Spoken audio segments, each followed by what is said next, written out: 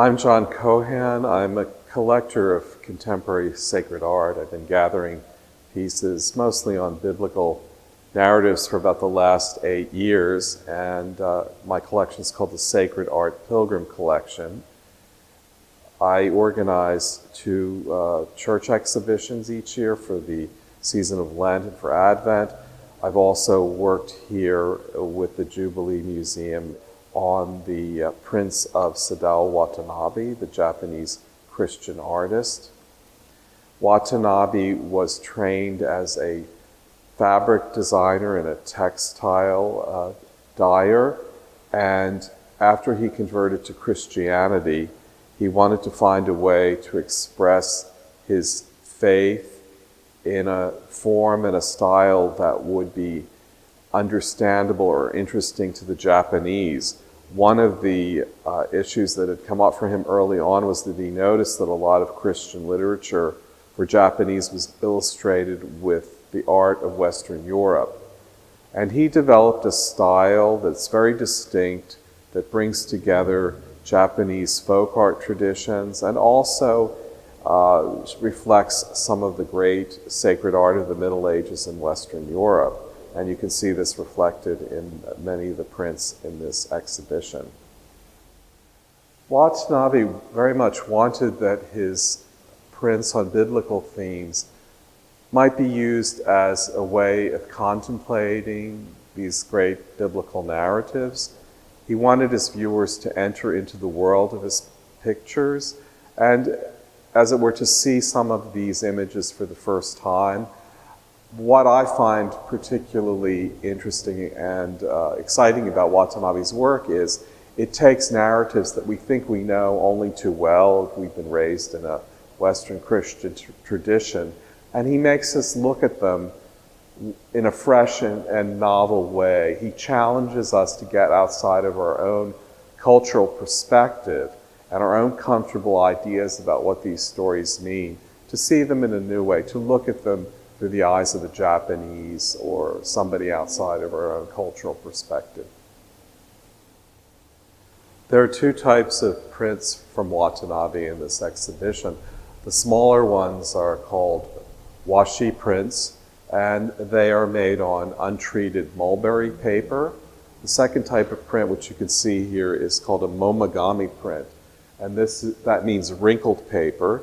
And Watanabe would take a sheet of mulberry paper and then stretch it and wrinkle it up, which gives the final print a textured effect and holds the ink in different ways. Watanabe adapted a method for dyeing textiles from the Okinawan Islands to make prints on paper, and this type of textile dyeing pattern used stencils. So if you were doing this type of dyeing, you would have a piece of cloth, you would cut out your stencil, you would place your stencil on the cloth, and the areas between the lines of the stencil you would put in color. And when the color had dried, you would take a coat of resist paste and cover the entire stencil and the painted areas. And the resist paste would protect the color in the painted areas. You would remove the stencil and then cover it with black. And once that had dried, you would wash off the resist paste so that the color areas underneath would then be revealed as outlined by the black of the stencil. Watanabe took that technique and he used it with paper. So each of the prints that you see here was actually a handmade and original work, because since it was a process that was done without using any machinery in any way, it was never a standardized process, so each work could be different depending on how the paint was applied, the mix of the paint, the alignment of the stencil. And Watanabe really found these effects very interesting. He talked about the art being beauty made by grace, because there was always a moment of surprise and uncertainty about the final product and what would result once he had washed off the resist paste. Almost all of Watanabe's prints deal with Bible subjects and the great narratives of the Bible. before he would work on a piece, he would read the text very carefully and pray and meditate on them. And he was always interested in finding ways of taking these stories and translating them into a Japanese cultural context. A very good example of that is this print here depicting the animals entering the Ark, Noah's Ark. Well, when you look at the animals here, you'll see a tiger and an ox and a horse and a rooster and sheep. And these are all animals that are taken from the Asian zodiac calendar. You have the year of the ox, the year of the horse. So he's presented them here. So a Japanese viewer will immediately find that cultural note there where they're seeing animals from their own calendar.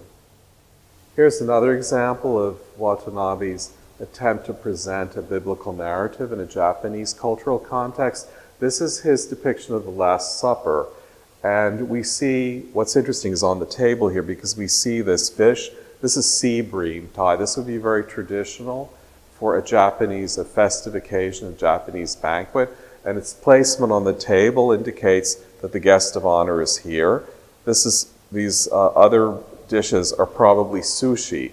So in Watanabe's depictions of the Last Supper, instead of the disciples sharing bread and wine, they would share rice balls and sake, rice wine. There's another aspect of Japanese Christianity that comes through in Watanabe's work, and that is the notion of a stern, judgmental Father God that we have in Western Christianity with our scenes of the Last Judgment really had little appeal for the Japanese. So in Watanabe's work, he emphasizes the God is compassionate and loving.